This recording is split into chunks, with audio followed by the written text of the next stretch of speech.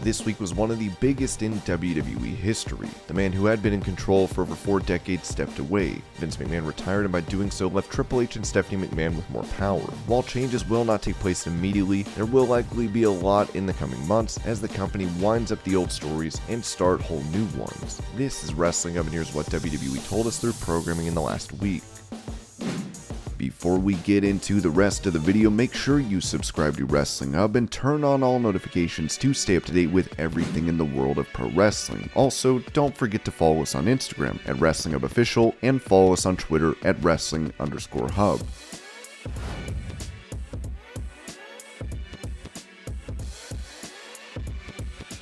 My father, Vince McMahon, retired from WWE.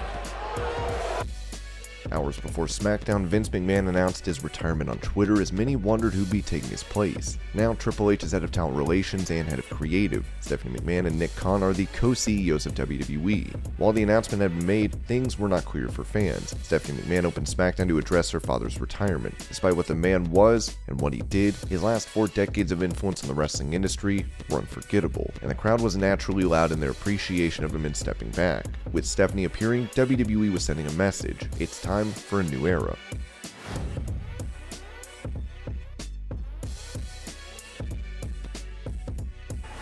I want you to analyze this situation here, you understand? Your daddy's not here anymore.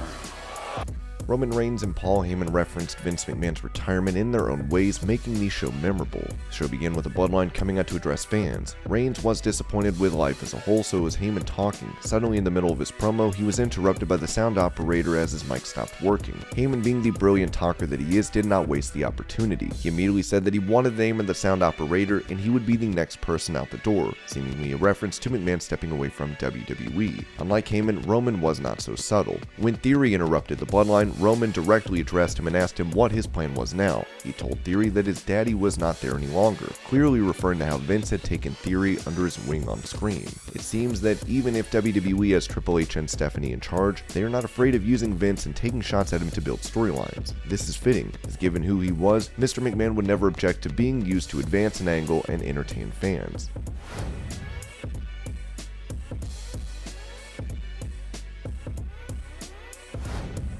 Triple H is the new head of WWE Creative and is head of talent relations. However, most importantly, he was completely absent from on-screen segments on SmackDown and Raw. While it wasn't known he was the new head of Creative by the time SmackDown was on, fans had been hoping he would be on TV for Raw. That was not the case, and this could mean the company is waiting to kick off the new era properly. Heading into this event, all the focus is on SummerSlam. It's the final event of the Vince McMahon era, as all the stories heading into it are the ones that were booked by him. Thus, fans might expect something big after the pay-per-view. With the event set to feature Lesnar and Reigns and what is being billed as their last ever match together, it could be the start of something new from Raw after SummerSlam. It would be the perfect time for Triple H to come in and put his stamp of authority on all the stories going forward, be it in the booking of stars like Tommaso Ciampa, or by determining who holds the undisputed WWE Universal Championship, or even by announcing a new draft. There are a lot of changes expected from next week. Whether it happens or not remains to be seen.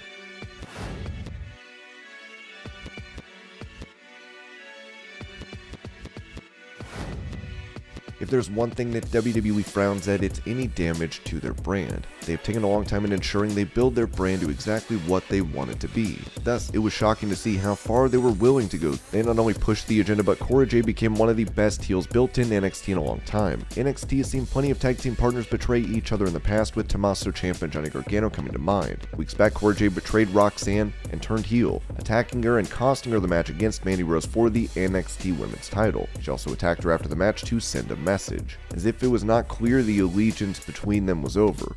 Roxanne and Jade are still technically the NXT Women's Tag Team Champions. She took her half of the titles with her to the ring on NXT to address the crowd. She talked about how Roxanne had just been using her, and that was the reason that she turned on her. What shocked fans and other wrestlers alike is what came after. She dumped the title in a trash can in the ring and said that's what she thought of the championship. This was a throwback to Medusa trashing the WWE Women's title on WCW television. On that occasion, however, Medusa had been in a different company, and the title had not been thrown with the consent of WWE Creative. The fact that she did this made it clear what Bruce Pritchard and Vince McMahon, both of them were charge of creative at the time, thought of the women's tag division. On one hand, the WWE women's tag belts are laid out with Sasha and Naomi having walked out of WWE. Thus, as if angry they could not insult those titles, they took their rage out on the NXT women's tag division. The betrayal from Corey J came only a week after they won the tag straps. Dumping the NXT women's tag team championships in the trash cans was a message about what they felt about the division. With Triple H heading creative, the division may not have to worry too much, as the titles might regain their prestige very soon.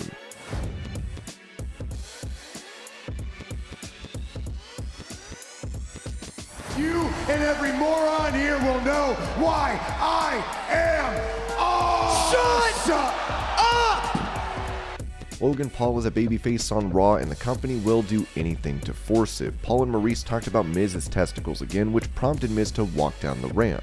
Miz tried to take credit for everything that Paul had achieved in WWE and spoke to Paul's lack of experience. Then Ciampa tried to blindside the YouTuber. The company did everything they could to portray him as an underdog, as he was beaten down with Miz and Ciampa standing tall heading into the pay-per-view. There was another segment with Paul getting the push from AJ, who asked him backstage to beat Miz up. The message is clear to fans. They know how hated Paul is, and they're pulling out all the stops to ensure he does not get booed.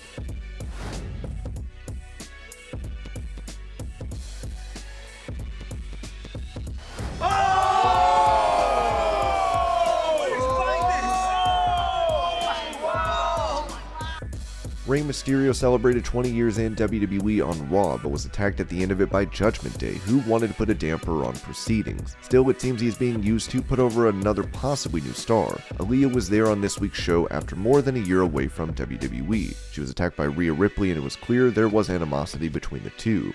Now it seems that before he retires, Aalyah might make her in-ring debut before too long.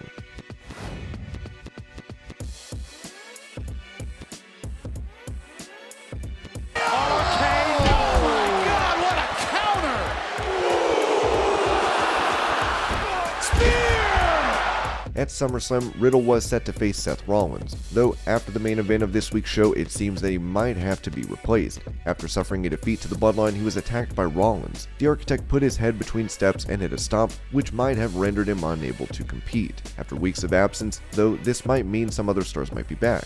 Orton was recently advertised for a house show, and there has been talk that despite him being ruled out for the rest of 2022, he may be coming back sooner. Could he replace his partner Riddle at SummerSlam? Fans will have to wait to see.